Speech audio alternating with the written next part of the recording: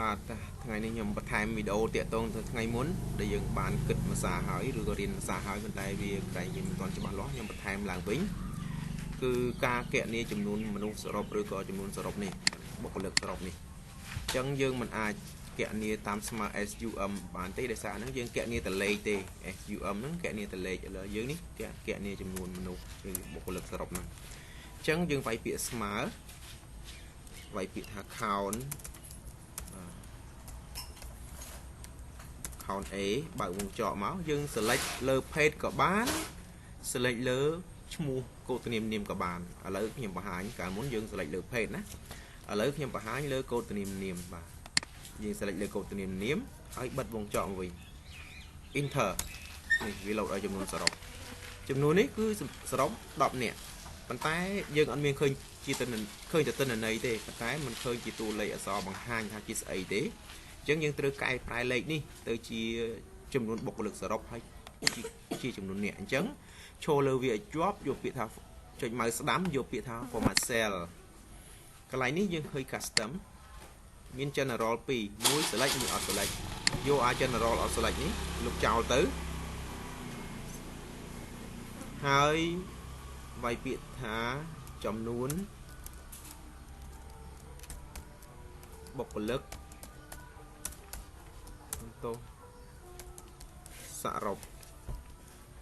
បាទចំនួនបុគ្គលិកសរុបកន្លែងនេះយើងគិតជាអ្នកអញ្ចឹងយើងវាយអ្នកឲ្យហើយទៅនៅពេលយើងដូរ font រួចតែម្ដងដូរជាអង់គ្លេសវិញវាយសញ្ញាវាយលេខ0និងសញ្ញាទ្រង់ជ្រូករួច enter បាទកន្លែងនេះវាអត់ចេញទាំងអស់ទេដោយសារវាកន្លោននឹងវាតូចអញ្ចឹងយើងផ្ដាច់វាទៅដើម្បីវាធំបាទផ្ដាច់មកឲ្យក៏បានតែមុខក៏បាននេះជប់ select លើវាទាំងពីរកន្លោនណាយកពាក្យ home ណា home ហើយយកពាក្យថា merge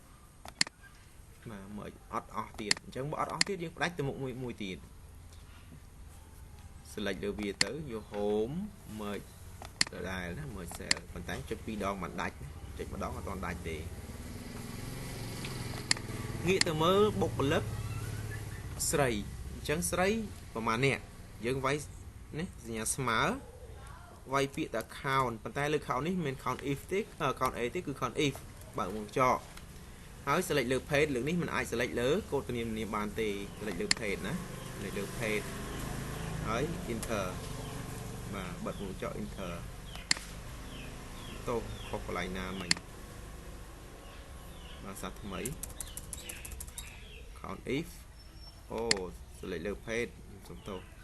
ក្បៀសមួយណាក្បៀសមួយហើយ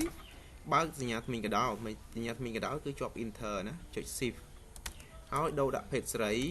បិទថ្មីកដោមកវិញបិទវងចកបាទយើងរកចំនួនបុគ្គលិកភេទស្រី enter មកគឺមាន5អញ្ចឹងយើងដូរទម្រង់នេះដូចគ្នាគឺឈរលើវាយកមកស្ដាំយកពាក្យថា format cell custom កន្លែង general នេះយើងដូរដែរគឺយើងវាយពាក្យថាស្រីមកដកឃ្លាតិចមកអ្នកឲ្យហើយទៅសូមយើងដាក់ប្រឡោះនេះយើងដាក់លេខ0ត្រង់ជ្រុះ enter បាទនេះស្រីប៉ុណ្ណឹងអ្នកបាទអញ្ចឹងទិន្នន័យនេះគឺបង្ហាញមកប៉ុណ្ណឹងខ្ញុំគិតថាវីដេអូនេះនឹងយឺតដែរហើយអញ្ចឹងសង្ឃឹមថានឹងតាមតាន់អរគុណ